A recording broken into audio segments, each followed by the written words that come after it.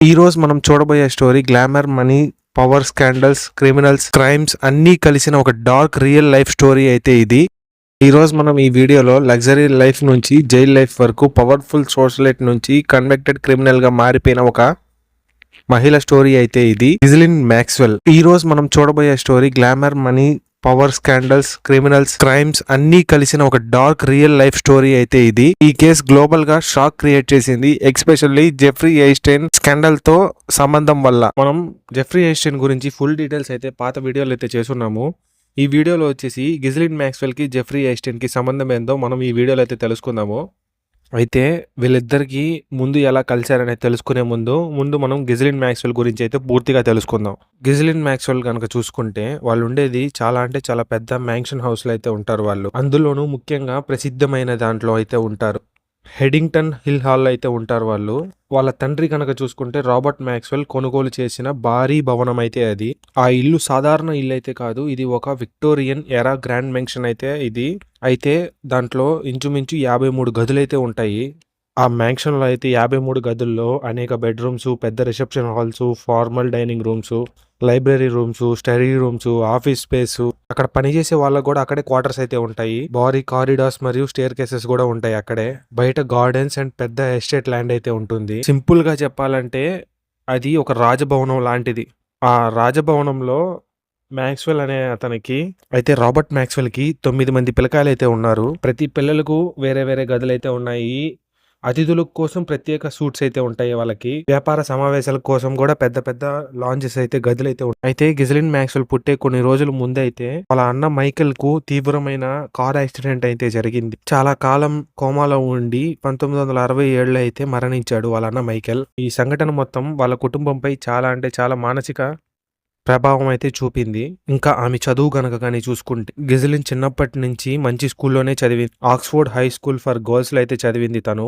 తరువాత ఎడ్గర్లీ hall preparatory స్కూల్లో అయితే చదివింది. తర్వాత మళ్ళీ హెడింగ్టన్ స్కూల్లో అయితే చదివింది. లాస్ట్ కి మెల్బోరా కాలేజ్ లో అయితే చదివి తరువాత ఆమె బలియల్ కాలేజ్ లో ఆక్స్ఫర్డ్ లో చదివి 1985లో మోడర్న్ హిస్టరీ విత్ లాంగ్వేజెస్ లో డిగ్రీ అయితే సంపాదించింది. అయితే గిజ్లిన్ మ్యాక్స్వెల్ చిన్నప్పటి నుంచి టెక్నాలజీ పరిచయం అయితే ఉంది ఆమెకి. 1970లోనే ఆమె తండ్రి ఇంట్లోనే కంప్యూటర్ పెట్టించాడు. ఆమె వ్యాంగ్ 2200 అనే కంప్యూటర్ పై పనిచేయడం, ప్రోగ్రామింగ్ కోడ్ నేర్చుకోవడం మొదలుపెట్టింది. ఆ కాలానికి అది చాలా అంటే చాలా అరుదైన విషయం. అయితే గిజ్లిన్ వాళ్ళ తండ్రికి చాలా అంటే చాలా దగ్గరగా అయితే ఉండేది. ఆమె ఆయనకు అత్యంత ఇష్టమైన కుమార్తెగా చెప్పబడింది.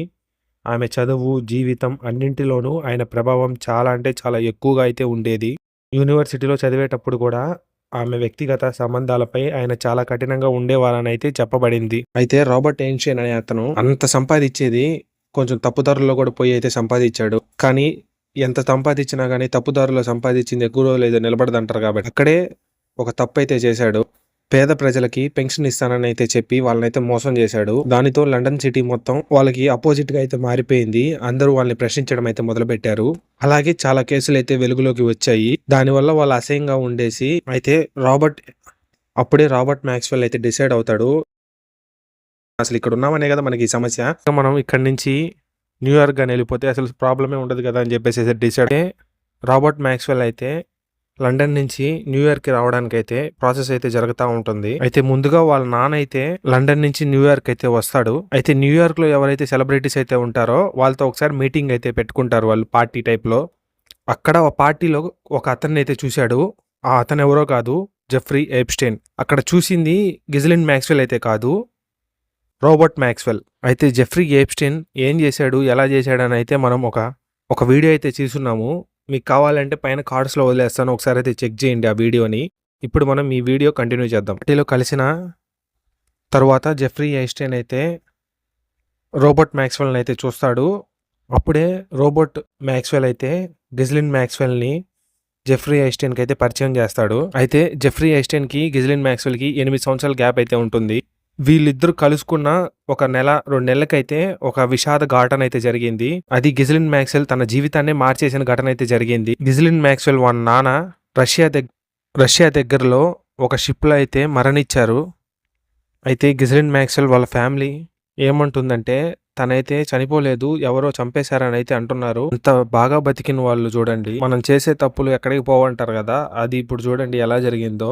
అంత బతుకు బతికి లాస్ట్‌కి రష్యాలో ఒక బోట్ ప్రమాదంలో అయితే అతనైతే చనిపోయాడు. అయితే రోబర్ట్ మ్యాక్స్‌వెల్ వచ్చేసి మొత్తం లండన్‌లో చెడ్డ పేరంతా వచ్చేసింది కాబట్టి అక్కడి నుంచి తప్పించుకొనొచ్చేసి ఇక్కడ న్యూయార్క్‌లో మొత్తం మళ్ళీ అక్కడి నుంచి డబ్బులు తీసుకొచ్చి ఇక్కడ ఇన్వెస్ట్ చేసి సంపాదించుకుందామని అయితే అనుకున్నాడు. లాస్ట్‌కి రష్యాలో అయితే చనిపోయాడు. వాళ్ళ నాన్న రోబర్ట్ మ్యాక్స్‌వెల్ అయితే 1991లో అయితే మరణించారు. అదే సమయంలోనే జెఫ్రీ ఐన్‌స్టీన్, గిజ్లెన్ మ్యాక్స్‌వెల్ అయితే ప్రేమించుకున్నారు. కానీ వాళ్ళిద్దరూ ప్రేమించుకున్నారు అన్నట్టు ఎక్కడ న్యూస్‌లో గాని ఎక్కడైతే లేదు. వాళ్ళు మేమిద్దరం బెస్ట్ ఫ్రెండ్స్ అని అయితే చెప్తున్నారు. అయితే ప్రపంచానికి మాత్రం ఒక అసిస్టెంట్ లాగానే తెలుసు. అయితే ఆమె అతని జీవితంలో పార్ట్నర్ ప్లస్ మేనేజర్ లాంటి పాత్ర అయితే పోషించింది. అయితే ఆమె పాత్ర కేవలం మేనేజర్ అయితే కాదు. గిజ్లెన్ మ్యాక్స్‌వెల్ ద్వారా ఎప్స్టీన్ ప్రపంచంలోని ప్రభావశాలి వ్యక్తులతో లాస్ట్ వీడియోలో కూడా మనం అయితే చెప్పాము. అయితే బిల్ క్లింటన్ కానీ, డొనాల్డ్ ట్రంప్ కానీ, ప్రిన్స్ ఆండ్రూ వీళ్ళందరినీ కనెక్ట్ చేసింది అయితే గిజ్లెన్ మ్యాక్స్‌వెలే. ఆమె పాత్ర కేవలం స్నేహితురాలైతే కాదు, సోషల్ కనెక్టర్, పవర్ ఫెసిలిటర్. అయితే గిజ్లెన్ మ్యాక్స్ కొన్ని విచారణల ప్రకారం గ్లామర్ అవకాశాలతో దగ్గర అవ్వడం జెఫ్రీకి పరిచయం చేసేది. అయితే జెప్స్టీన్ చేసే పనులన్నిటికీ సహాయపడేది గిజ్లెన్ మ్యాక్స్‌వెల్. అయితే జెఫ్రీ ఐన్‌స్టీన్ చేసే అన్నిటికీ ఒక కీలక పాత్ర అయితే పోషించింది తన క్రైమ్‌లో గిజ్లెన్ మ్యాక్స్‌వెల్ ఆమె. అయితే మొత్తంగా న్యూయార్క్‌లో మనం ఎక్కడ చూసుకున్నా టాప్ క్లబ్బింగ్ ప్లేసెస్ అయితే ఉండేవి. క్లబ్బింగ్ చేయాలి అంటే క్లబ్బు అలాంటి వాటికి న్యూయార్క్ అనేది చాలా అంటే చాలా పెద్ద సిటీ. అక్కడే స్టార్ట్ అయ్యేది మొత్తం ఏదైనా సరే. అయితే వీళ్ళందరూ క్లబ్బింగ్‌లో చేసేవాళ్ళు. న్యూయార్క్‌లో మనం ఎక్కడ చూసుకున్నా మొత్తం క్లబ్బింగ్ అయితే ఉండేది. అక్కడ మినిస్టర్లు గాని, ప్రెసిడెంట్లు గాని, ఫస్ట్ పీపుల్ అంతా అక్కడికే వచ్చేవాళ్ళు. అయితే పెద్ద పెద్ద గొప్ప వాళ్ళని పరిచయం చేసింది ఎవరు అంటే జెఫ్రీ ఐన్‌స్టీన్. అయితే నార్మల్‌గా న్యూయార్క్ సిటీలో చిన్న ఫ్లాట్‌లో అయితే చేసేవాడు ఈ సప్లై అవంతా. జెఫ్రీ ఐన్‌స్టీన్‌కి పరిచయం చేసింది వచ్చేసి రాబర్ట్ మ్యాక్స్‌వెల్. అయితే రాబర్ట్ ఎవరినైతే పరిచయం చేశారో వాళ్ళ పేర్లు అయితే చెప్తాను చూడండి ఇప్పుడు. అమెరికా ఒక ఎక్స్ ప్రెసిడెంట్‌ని, బిల్ క్లింటన్‌ని పరిచయం చేసింది కూడా మనకి రాబర్ట్ మ్యాక్స్‌వెలే ఎప్స్టీన్‌కి. ఆఖరికి అమెరికాలో ప్రెసిడెంట్ ఉన్న డొనాల్డ్ ట్రంప్‌ని పరిచయం చేసింది కూడా మనకి రాబర్ట్ మ్యాక్స్‌వెలే జెఫ్రీ ఐన్‌స్టీన్‌కి పరిచయం చేశాడు. మొన్న రీసెంట్‌గా రిలీజ్ అయిన ప్రిన్స్ ఆండ్రూ ఉన్నారు కదా, తనని పరిచయం చేసింది కూడా రాబర్ట్ మ్యాక్స్‌వెలే జెఫ్రీ ఐన్‌స్టీన్‌కి. ఇంతమంది తెలిసిన పవర్ అయితే ఉంది మ్యాక్స్‌వెల్‌కి. కానీ మ్యాక్స్‌వెల్ దగ్గర లేనిదేందంటే పేరైతే పోయింది. పేరైతే పోగొట్టేసుకున్నాడు అతను. అయితే ఇప్పుడు మ్యాక్స్‌వెల్ ఎందుకైతే జెఫ్రీ ఐన్‌స్టీన్‌కి పరిచయం చేశాడంటే ఆల్రెడీ జెఫ్రీ ఐన్‌స్టీన్ చేసేదానికి ఈ కాంటాక్ట్‌లన్నీ తెలిసిన దానివల్ల ఇది ఇంకా పెద్దగా అయితే చేయగలరు అని చెప్పేసి. ఎప్పుడైతే వీళ్ళు కలిశారో ఇంకా జెఫ్రీ ఐన్‌స్టీన్ తన ఫ్లాట్ ఖాళీ చేసేసి ఈ ఐలాండ్ ఏదైతే ఉందో జెఫ్రీ ఐన్‌స్టీన్ ఐలాండ్ అయితే అక్కడికైతే షిఫ్ట్ అయిపోయాడు. వాళ్ళ మ్యాక్స్‌వెల్ అయితే 1961లో అయితే పుట్టాడు. వాళ్ళ డాడీ 1991లో అయితే చనిపోయాడు. అప్పుడు 1990స్‌లో అయితే న్యూయార్క్ అయితే వచ్చాడు మ్యాక్స్‌వెల్.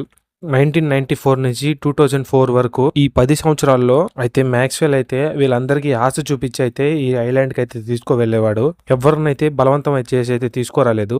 పేద కుటుంబం ఉంటాయి కదా, వాళ్ళకి పోయి నీ ఆశ ఏంది, నువ్వు ఏం చేయాలనుకుంటున్నావు, నువ్వు ఒకవేళ వాళ్ళు ఏదైనా చెప్పారనుకోండి, నేనది నీకైతే కల్పిస్తాను, నువ్వు నాతో వచ్చేసేయి అని చెప్పి అయితే వాళ్ళతో మాట్లాడి వాళ్ళనైతే తీసుకొని వచ్చేవాడు. ఎవరన్నా ఇల్లు లేదన్నా కానీ నువ్వు నాతో వచ్చేసేయి, నేను నీకు ఇల్లు ఇస్తాను, నీకు పని ఉంటుంది, ఇలా చేయాలి అని చెప్పి అయితే వాళ్ళనైతే తీసుకుపోయేవాడు. గిజ్లెన్ మ్యాక్స్‌వెల్ చేసిందని చెప్పి అక్కడి నుంచి వెళ్ళి వచ్చిన వాళ్ళే చెప్పినైతే ఉన్నాయి మనకి.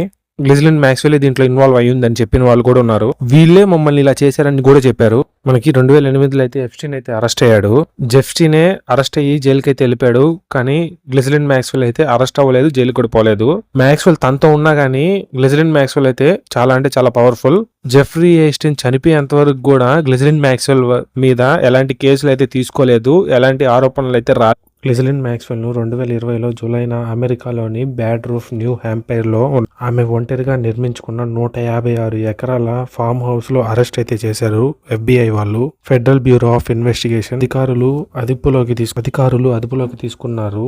ఆమె మొబైల్ ఫోన్ నుంచి వచ్చిన GPS డేటాను ట్రాక్ చేసి ఆమె ఎక్కడ ఉంది అని గుర్తించారు. ఆమె అరెస్టుకు ముందు ఫెడరల్ గ్రాండ్ జ్యూరీ ఆమెపై మైనర్ బాలికలను ట్రాఫికింగ్ చేసినందుకు సహకరించినందుకు ఆరోపణలు అయితే వచ్చాయి. కేసు మొత్తం జెఫ్రీ ఐన్‌స్టీన్ నిర్వహించినట్లు చెబుతున్న అంతర్జాతీయ లైంగిక రవాణా నెట్వర్క్ తో సంబంధం ఉన్నదిగా అధికారులైతే, ఎందుకంటే అతని మరణం తర్వాత కూడా ఈ ఈ వ్యవహారంలో సహకరించిన వ్యక్తులపై ఈ విషయంలో సహకరించినందుకు వ్యక్తులపై దర్యాప్తు కొనసాగుతుందని అమెరికా అధికారులైతే స్పష్టంగా చెప్పారు. పెట్టిన కేసులు గనక చూసుకుంటే ఆమె జెఫ్రీ ఐస్టైన్ కు రిక్రూటర్ అండ్ ఫెసిలేటర్ గా పనిచేసిందని అయితే చెప్తున్నారు. రెండోది 14-17 సంవత్సరాల మధ్య ఉన్న బాలికలను మోసం చేసి అతన్ని దగ్గరకు తీసుకెళ్లిందని అయితే ఆరోపణలు అయితే ఉన్నాయి. అయితే వారికి గిఫ్ట్లు, డబ్బులు, ట్రావెల్ ఆఫర్లు ఇచ్చి వాళ్ళనైతే తీసుకెళ్లిందని అయితే చెప్తున్నారు. తరువాత ఆ బాలికలను ఎప్స్టైన్ చేత లైంగిక దోపిడీకి గురి చేశారు అని పేర్కొన్నారు పోలీసులు అయితే. కొన్నిసార్లు అయితే ఆమె స్వయంగా కూడా దోపిడీలో పాల్గొన్నట్లయితే సాక్ష్యాలైతే ఉన్నాయి. పోలీసులు చెప్పిన దాని ప్రకారం ఆమె కానీ లేకుండా ఉంటే ఎప్స్టైన్ నెట్వర్క్ అంత పెద్దదయ్యే అవకాశమే లేదని అయితే చెప్పారు. ఈ కోర్టులో కేసు కనుక చూసుకుంటే United states district court of the southern district of న్యూయార్క్లో అయితే జరిగింది.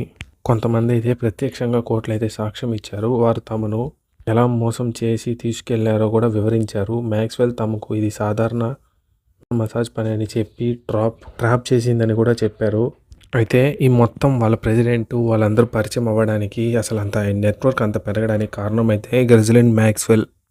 అయితే జడ్జి అయితే ఆమెని 5 కీలక అభియోగాల్లో దోషిగా అయితే తేల్చింది. Sex trafficking of minors, conspiracy of charges, transportation of minors for legal sexual activity.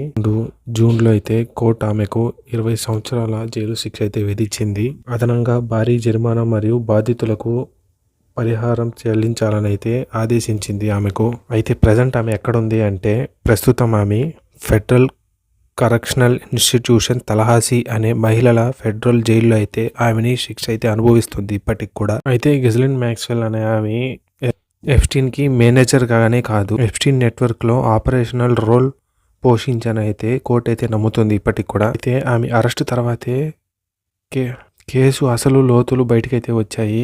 ఈ కేసు ఆధునిక కాలంలో జరిగిన అత్యంత పెద్ద సెక్స్ ట్రాఫికింగ్ స్కాండల్స్లో ఒకటిగా అయితే భావిస్తున్నారు. అయితే ఇలాంటి మరిన్ని వీడియోస్ కోసం మన ఛానల్ అయితే సబ్స్క్రైబ్ చేసుకోండి. DRS ఫ్యాక్ట్స్ని. మళ్ళీ నెక్స్ట్ వీడియోతో కలుసుకుందాం.